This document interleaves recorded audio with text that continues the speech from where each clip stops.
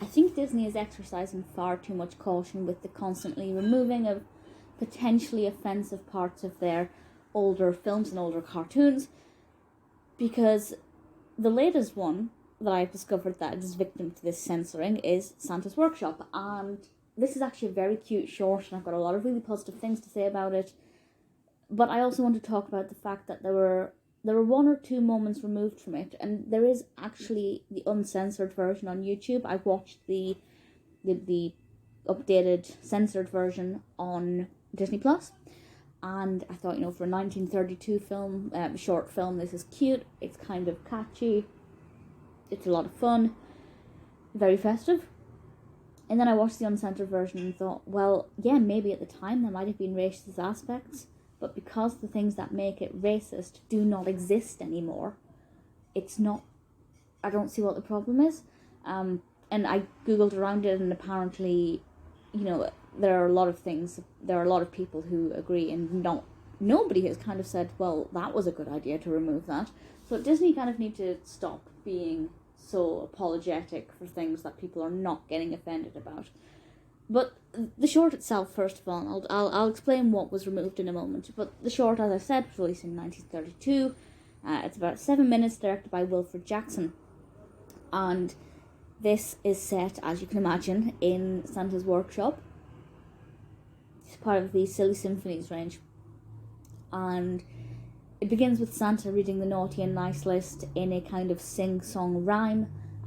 Kind of liked the rhyme, thought it was quite catchy. The rhymes were really good. Very juvenile, of course, but, they made sense. And then we get to see the elves making the toys. And, I don't know how they haven't tried to claim that elves are offensive. Things are getting ridiculous. You see the elves making the toys. One of my my favourite moments is when they used a little spider to scare the doll's hair into standing upright, and then they could just, curl the hair or whatever. And it was a lot of fun. There was a little Charlie Chaplin toy, and, all these little kind of Easter eggs, if you look closely, Mickey Mouse here and there, and it's, it's a lot of fun. It's really cute. 7 minutes, a nice little thing to watch as an annual tradition. This is obviously the first time that I've seen it, but I would quite happily watch this every year, every Christmas Eve maybe, and see if I can spot something in it that I maybe haven't seen before, because obviously there's a lot of things going on the screen at any one time, and even though it's only 7 minutes long, it packs a lot into it. It's very cute. The elves are getting the toys ready. I think it's a really nice, short but fun way for children and adults, let's face it, to get into the Christmas spirit. It's one of those things that I can imagine would be really nice with children, putting out the milk and cookies for Santa, the carrot for Rudolph. Let's watch this little Disney short for 7 minutes, and then you can go and clean your teeth and go to bed for Santa coming. A nice little tradition, I think. It's very, very sweet. So I have no issues with it at all, actually. The music is catchy, and that's something that I find is pretty much the case with Silly Symphony. The music's always really fun. Sometimes quite silly, of course, and the animation style is a bit off. It doesn't feel quite Disney. It feels quite, backwards in terms of Disney's progression. It feels like it was made earlier than 1932. There are other shorts and other animations they did around this time that's much more in keeping with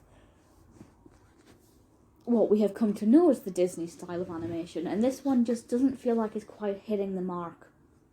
But that's not exactly a big issue. So the bit that was censored, I think there might have been another bit that was censored, but I haven't got that much information about it. But they have removed a small scene with a black-faced doll. Now, as I said, I've seen the uncensored version. It is on YouTube. I will try and link it in the description if I remember. But if not, you can just find it quite easily on here. And basically there's a production line. This little blonde doll comes down and she says ma'am, and then she gets the stamp of an OK on her butt, and that means that she's a good doll. There are no problems with manufacturing. She's good to go out for the child. I apologise if you could hear the child outside screaming just now. She's obviously not on Santa's nice list. The little good doll, the well-made doll goes off, and then this blackface doll, as it's called, comes down the chute. And honestly, had I not read that it was blackface first, I would have thought, well, I don't know what I would have thought, to be honest. But it doesn't, I mean, this is going to sound really bad, but it doesn't look that human. I didn't think it was a doll, as in a human baby doll. I thought it was just a toy. Toys come in all different shapes and forms, and they don't always represent the human. Sometimes they're creatures, beings, whatever. So maybe, yes, I can see at the time that would have been quite offensive. But now it just looks like an interesting soft toy. So there was no reason to censor it, really, because no contemporary audience is going to look at that and take offence. And there's no point in erasing it from the, Disney Plus or whatever, because everybody knows that it was a product of its time. And nobody is going to necessarily blame Disney. Because, well, why would they? Why would you blame contemporary Disney for something that was an attitude in the 30s? And I'm not saying the attitude was right, of course it wasn't. But nevertheless, it still gets the stamp of an okay. And it's not like it's being treated differently. So I just think it's completely blown out of proportion and over the top. And, by erasing it, well, we learn from history. If you ignore history, history might actually repeat itself. The point is, no impressionable viewer is going to watch this, look at that, and go, oh, Disney thinks it's okay to be racist, let's be racist. Absolutely not the case. It doesn't even look, as I said, it doesn't actually look as black doll-like as the white doll looks realistic, which, yeah, I can see that being a problem at the time. But now I would have just thought it would have been like a quirky soft toy or something. So that, I think, I had a problem with the fact that they removed it. But just watching the short on its own on Disney Plus, had I not done any research around it, it's cute, it's fun, definitely give it a watch. Check out the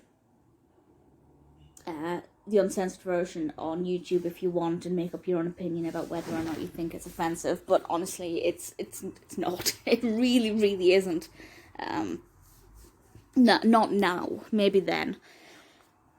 But again, I guess had it been considered offensive then they wouldn't have done it. Again, shows it's a product of its time. I'm just fed up of Disney removing bits of history that we need to learn from rather than hide away from. It's cute, it's fun, it's not completely Disney-fied, it doesn't feel as Disney as some other things they did in the 30s, but it's festive, it's fun, it's Santa, it's pretty good.